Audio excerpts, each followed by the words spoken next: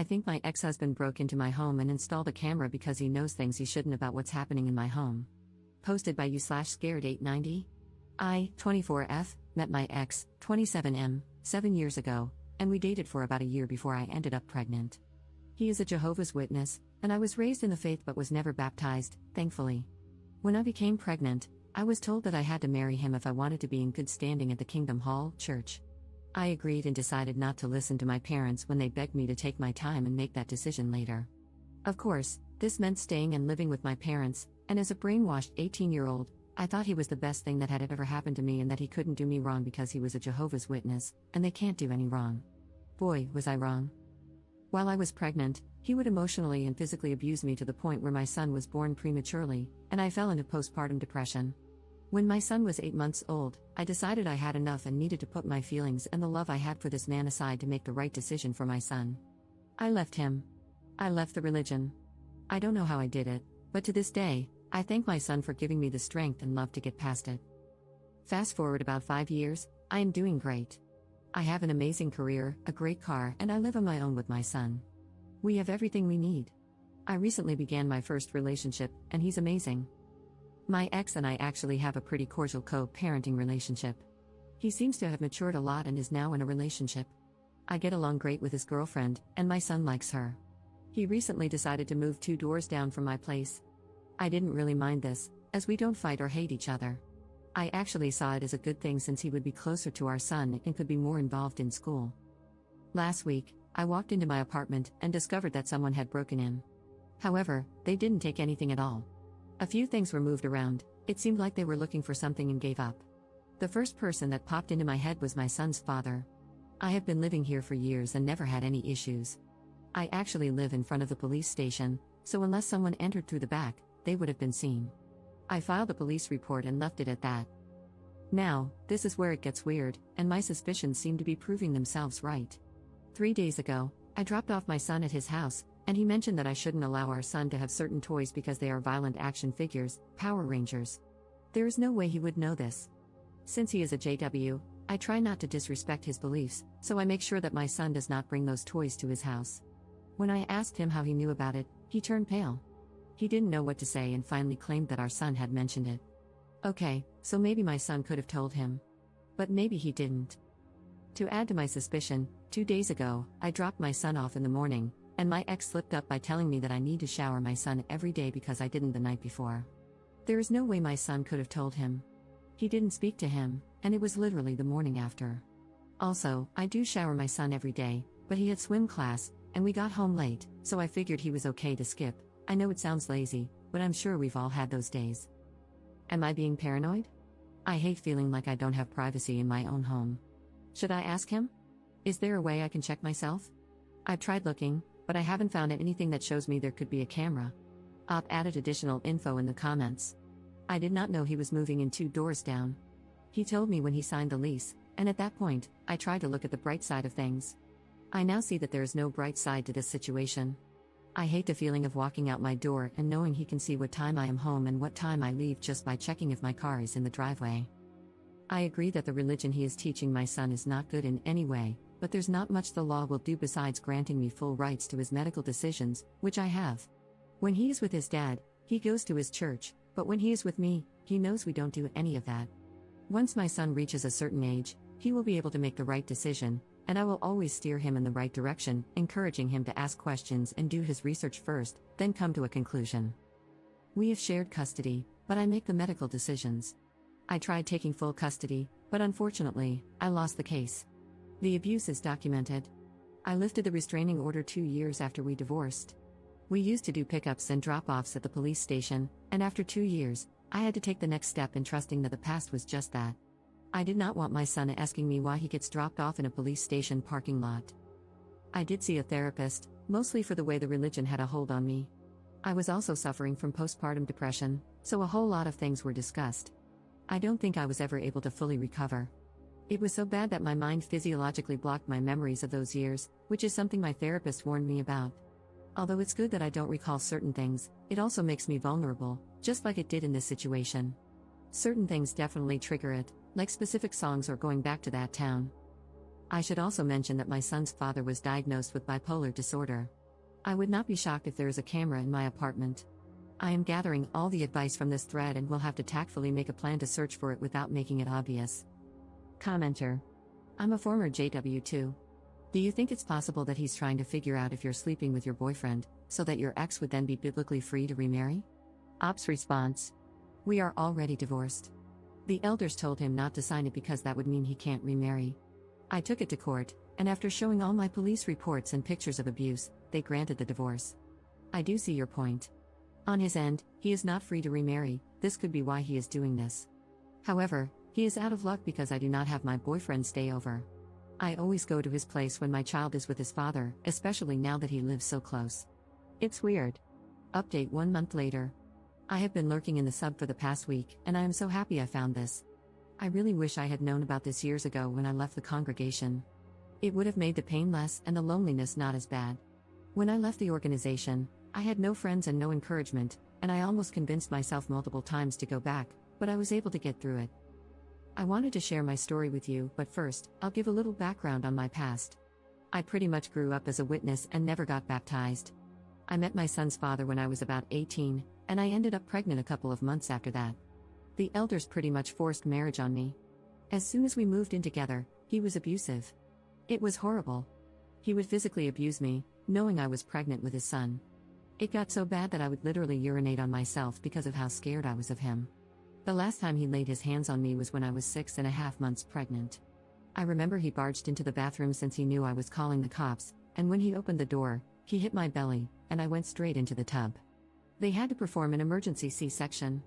While I was under anesthesia, he even signed a paper stating that I would refuse a blood transfusion, and since he was my husband, it was his decision to make. Thankfully, I had great doctors, and my son and I were healthy and made it through.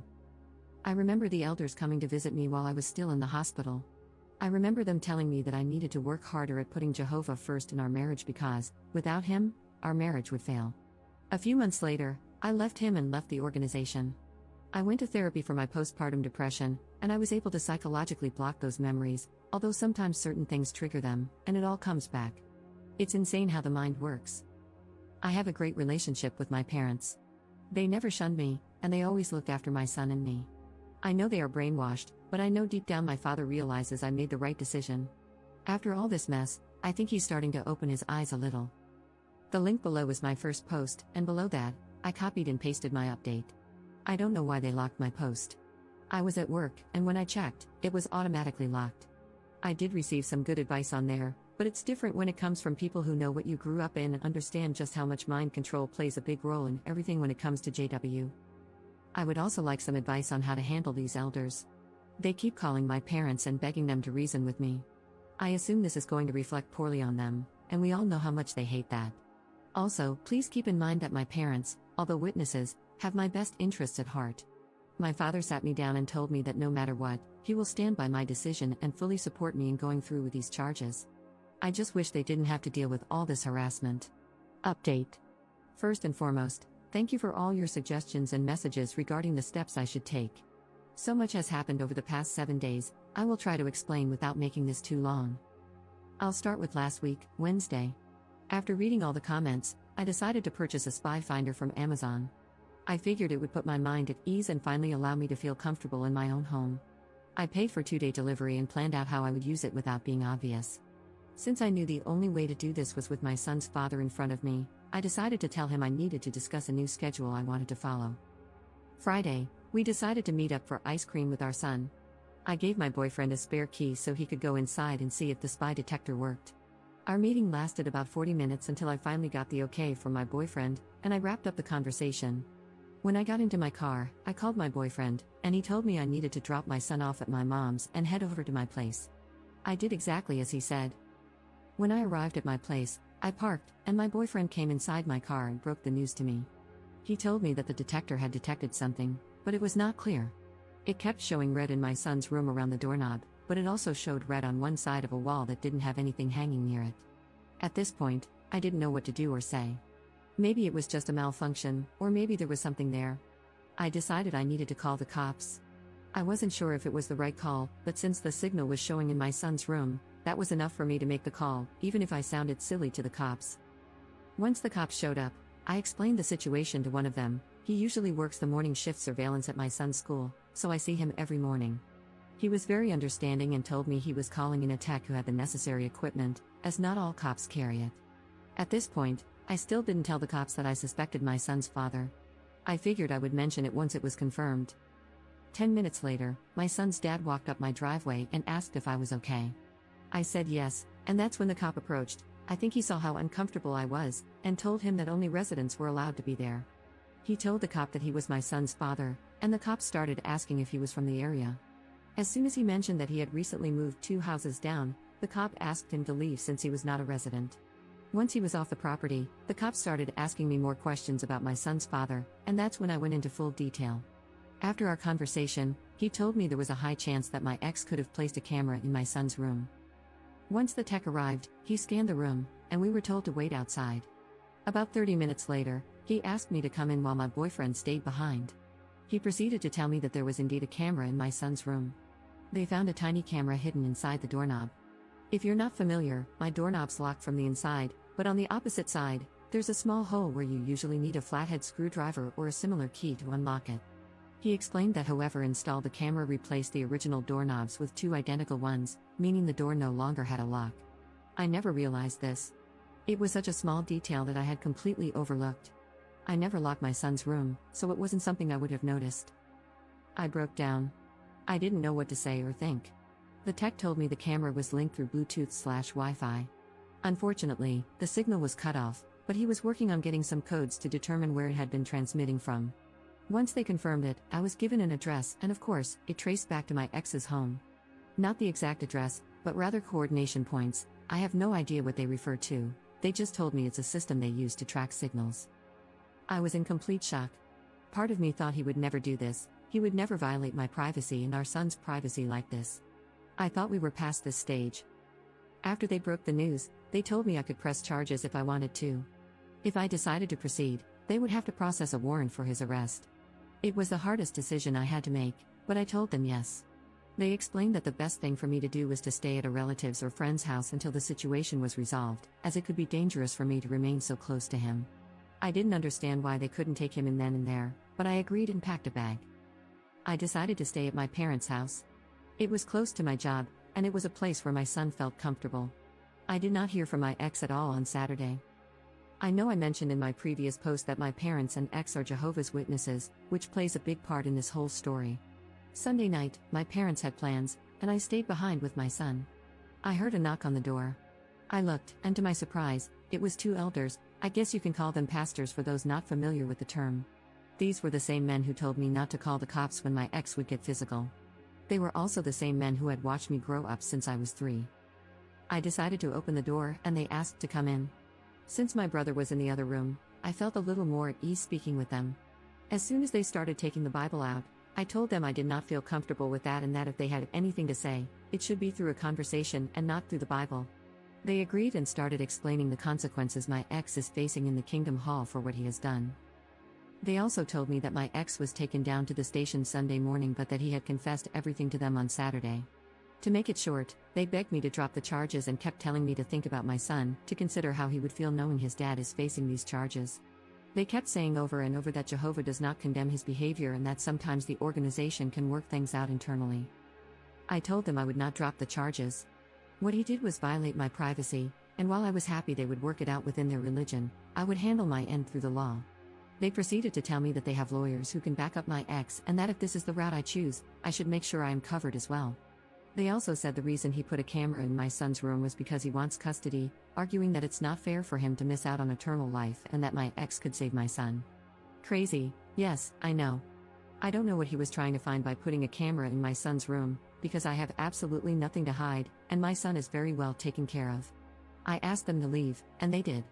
When I told my dad what happened and what they had said to me, he called one of the elders and pretty much went off on him. I hope it doesn't ruin his reputation since I know this religion means the world to him, but at the same time, I also hope this might open his eyes. This is all such a nightmare for me. I don't know what to do.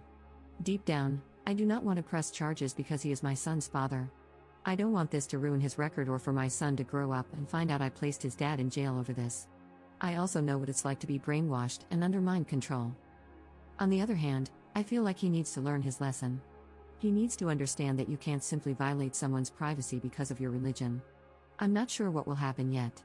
Last I heard, he was out on bail and has a court date, which I will need to attend as well. At that time, I can decide whether to drop the charges if I want to. I also received a court date from family court, as he is seeking full custody. He filed about a month ago, so this is something he has been planning. I'm hoping this whole situation will work to my benefit, which is another reason why I shouldn't drop the charges. It could help me in family court. For now, that's all that has happened. I don't know what steps to take from here, and I'm just taking it day by day. I have found a new place, and after talking to my landlord, he is letting me break the lease. I hate that I have to move. I love my apartment, and now I'll be moving to a much smaller place for more money. I wish I didn't have to move, but there isn't much else I can do. Commenter.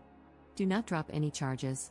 My reasoning, besides all the religious BS, your ex is not rational and is already physically abusive. This is a bad combination. In my experience, he will never get better without therapy or medication, and most likely, issues will arise where he won't follow through with treatment even if he starts. What are the charges against your ex? Has the DA's office stopped any further investigation? Have you had an opportunity to speak with the investigators on your case? Have they hinted at any other concerns about him? Law enforcement can be very effective in uncovering things through intimidation. However, they will not want to be jerked around and expend effort if they sense you won't follow through. They may intimidate you a little to test your resolve. Hold fast to your decision. All the data he was gathering about you to possibly further his custody case has been made null and void and is inadmissible because it was obtained through a criminal act. It will not be allowed to be presented. His illegal actions will also be used against him. All of that goes away if you don't press charges. If you have not contacted a local agency concerning spousal abuse, regardless of your marital status, they will help you or direct you to assistance. They have experience in this and will guide you to the best course of action while also providing support. Regarding the elders who visited, regardless of what we think about the organization, that was in protocol. If you want that nonsense to stop immediately, contact or have someone contact a sharp elder from another congregation, etc., if that's what you want. These things that are happening to you are not unique to the organization. They happen everywhere, frequently. Because of that, there are many resources available. Please make use of them. I hope you remain safe and that everything works out for the best. Ops response. I actually went to the court today to file a restraining order, and they gave me a temporary one until the court date, where the judge will decide whether to make it permanent. I also went to the station to ask for more information about what was going on. They couldn't tell me much besides the fact that even if I drop the charges, the state is also pressing charges. Apparently, they take this matter very seriously since it happened in a child's room. They told me that someone would be in contact with me, but I should get a lawyer, as it's not recommended to handle this alone due to the many complexities I might not understand or that may require professional advice. I asked them what they did with the evidence, and they told me they have it and cannot release it to anyone since it is now in municipal custody. I am looking into lawyers and have scheduled a few consultations for tomorrow. My court date for custody is at the end of November, so I am hoping the other court date for the camera issue is scheduled before that, so I can have more evidence to prove that he is not suitable for custody. However, I feel that just having those charges pending and him being out on bail should be enough for the judge to grant me full custody, which I am now seeking. We currently have shared custody, but after this, I want full custody. Commenter. This sounds like really strange behavior from the elders, almost like they have a vested interest in having the charges dropped. Now why might that be? If your ex is going for full custody, he would have sought the assistance of the elders. Maybe the elders suggested he put in a spy camera, or maybe they knew someone who had expertise in this. If the charges aren't dropped, the facts might come out. I don't know if you are aware, but the organization has a printed guide for JWs involved in custody cases. If the elders are calling your parents, get them to ask the elders whether your ex had specifically admitted to breaking in and installing the spy cam, and if there was anyone else involved. When the elders told you that he would be dealt with in the congregation, did they spell out what they would do? Do not drop any charges, especially for the sake of your son. Ops response. One of the elders is actually my ex's uncle, which makes it a conflict of interest. Although he was part of the committee when I was pregnant and they took away the privileges I had as an unbaptized publisher, if that's the term. Sorry, I went to a Spanish hall and do not know some of the English terms. It seems so weird to me just how much they are pushing and harassing my family. It's almost as if something else is happening that they are afraid of. They told me that they are still going through their process, but that this could lead to him being reprimanded. What's the term for when you're not shunned but are pointed out as bad association? Is it censured? Not sure, but he won't get shunned, just a slap on the wrist.